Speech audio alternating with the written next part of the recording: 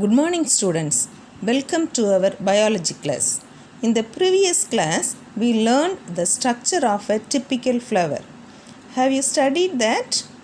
Shall we recall them? Yes. What are the four main parts of the flower? Calyx, corolla, androecium and gynoecium. Good. What is the importance of a flower? Flower is important for sexual reproduction of the plants. Which is the female part of the flower? Yes, gynoecium is the female part of the flower. Which is the male part of the flower? Androecium is the male part of the flower. Okay students, today we are going to learn about pollination. Pollination. Students, it is a very interesting topic. What is pollination? Pollination is a biological process in which pollen grains are transferred from an anther to the stigma. What are pollen grains? In the previous class, we learned about pollen grains. Have you studied the structure of pollen grain? Yes. Pollen grains are produced in the anther within the pollen sac. Anther is a male part of the flower. Stigma is the female part of the flower. So, what is pollination? Look at the picture. The transfer of pollen grains from the anther to stigma of flower is called pollination. Can you see it? Yes, transfer of pollen grains from the anther to stigma of a flower is called pollination. We already learned that flower is a modified shoot to carry out sexual reproduction. Process of sexual reproduction in flowering plants involves pollination and fertilization. First process pollination, next one fertilization. Why pollination is necessary? Pollination allows plants to produce seeds. So, pollination is necessary. What are the importance of pollination? It results, that is, pollination results in fertilization, which leads to the formation of fruits and seeds. That is, after pollination only, fertilization will take place. Then only fruits and seeds will be formed. Pollination is important because it leads to the production of fruits that we eat, seeds that will create more plants. Next important point is new varieties of plants are formed. After pollination, new varieties of plants are formed through new combination of genes in case of cross-pollination. So, these are the importance of pollination. It results in fertilization which leads to the formation of fruits and seeds. New varieties of plants are produced. Next, what are the types of pollination? There are two types of pollination, self-pollination and cross-pollination. Self-pollination is the transfer of pollen grain from a male reproductive structure, that is anther, to a female reproductive structure, a stigma of the same plant or of the same flower is called self-pollination. Now you see the picture. Transfer of pollen grains from the anther to the stigma of same flower or another flower of the same plant is known as self-pollination. Self-pollination is also known as autogamy. Example for self-pollination is hibiscus, that is shoe flower. Next, advantages of self-pollination. Self-pollination is possible in certain bisexual flowers. What are bisexual flowers? Bisexual flower means both male and female reproductive organs present in the same flower. Example, hibiscus. You see the picture. In hibiscus, you can see both androecium and gynoecium are present in the same flower. So, self-pollination is possible only in bisexual flower. Flowers do not depend on agents for pollination.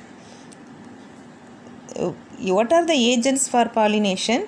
Insects like honeybee, bats, wind, water are the agents of pollination.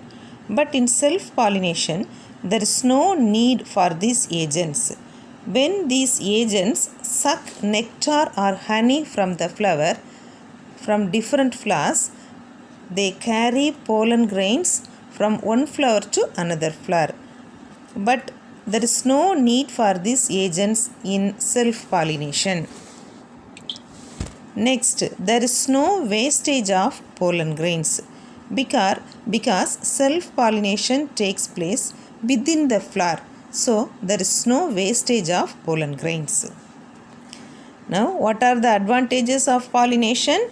Self-pollination is possible in certain bisexual flowers. Flowers do not depend on agents for pollination. There is no wastage of pollen grains. These are the advantages of self-pollination. Students, now we are going to learn the disadvantages of self-pollination. There are some disadvantages also. The seeds produced by self-pollination are less in numbers. The endosperm is minute, therefore the seeds produce weak plants. Seeds are less in numbers, that is, seeds produced by self-pollination is less in number. Endosperm is minute, therefore the seeds produce weak plants. What is endosperm? Endosperm is a tissue produced inside the seeds of most of the flowering plants following reproduction. It provides nutrition to the growing embryo of the seed. So, endosperm is very important for the seed. But here the endosperm is minute, therefore the seeds produce weak plants.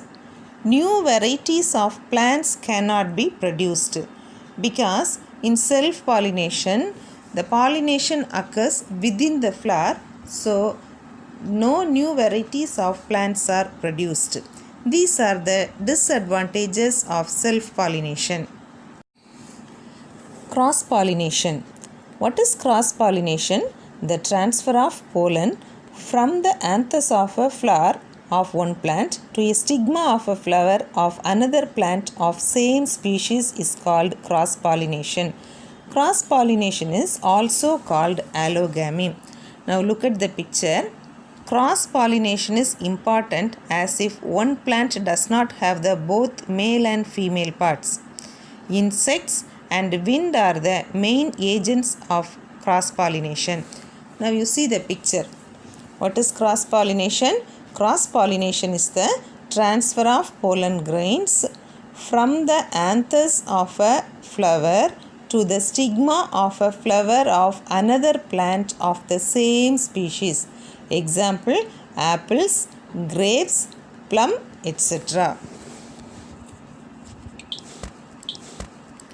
In cross-pollination also, there are advantages and disadvantages. First, advantages of cross-pollination. First, advantages of cross-pollination. The seeds produced as a result of cross-pollination develop and germinate properly and grow into better plants. That is, cross-pollination leads to the production of new varieties. That means offspring produced are healthier. New varieties can be produced through this cross-pollination. Seeds that are produced are abundant and viable. More viable seeds are produced. What are viable seeds? Capable of surviving or living successfully, especially under particular environmental condition. That is called viable. In cross-pollination, more viable seeds are produced. Students, what are the advantages of cross-pollination? The seeds produced better plants. That is, cross-pollination leads to the production of new varieties. More viable seeds are produced. In cross-pollination, there are some disadvantages also. Disadvantages of cross-pollination. Pollination may fail due to distance barrier.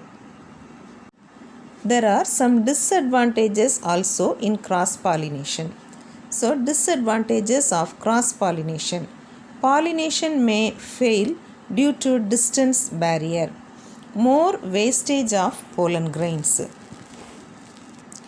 In wind pollination, most of the pollen grains are blown away without effectively pollinating any flower.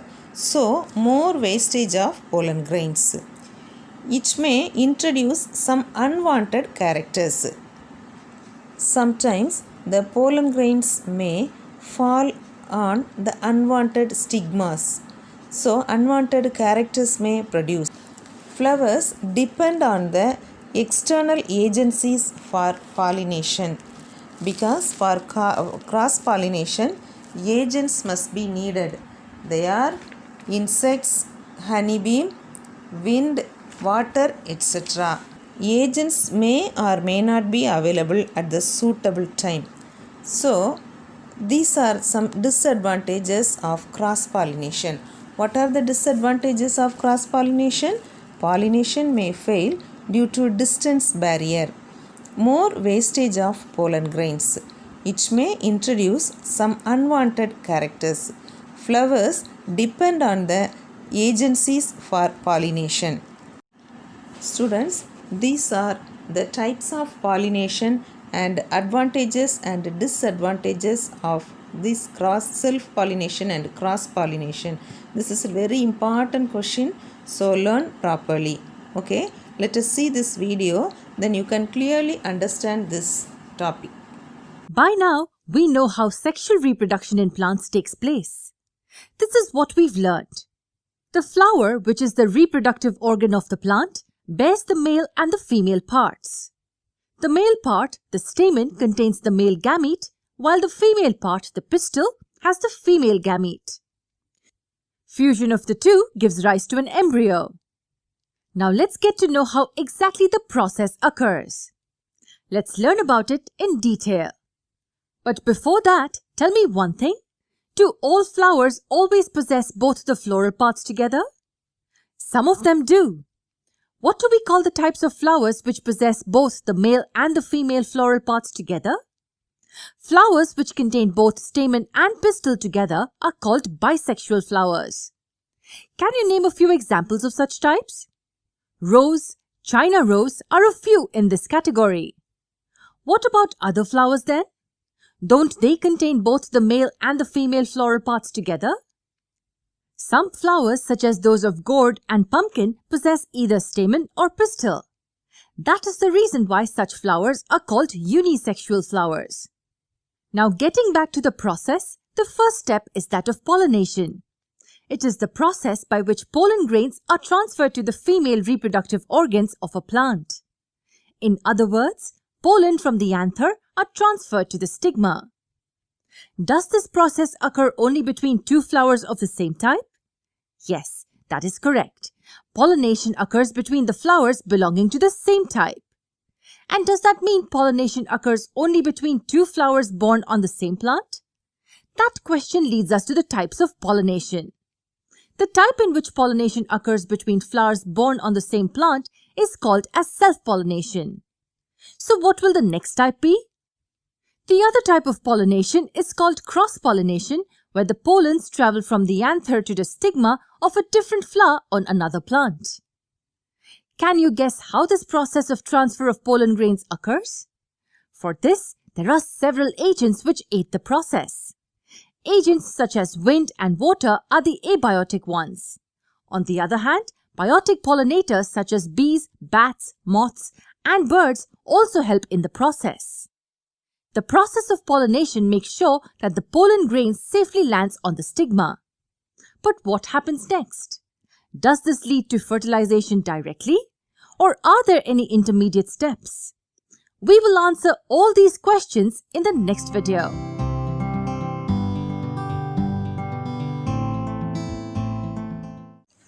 Students, hope you can understand about pollination, types, advantages and disadvantages of self and cross pollination. Learn well and write the homework with diagram. Thank you, students.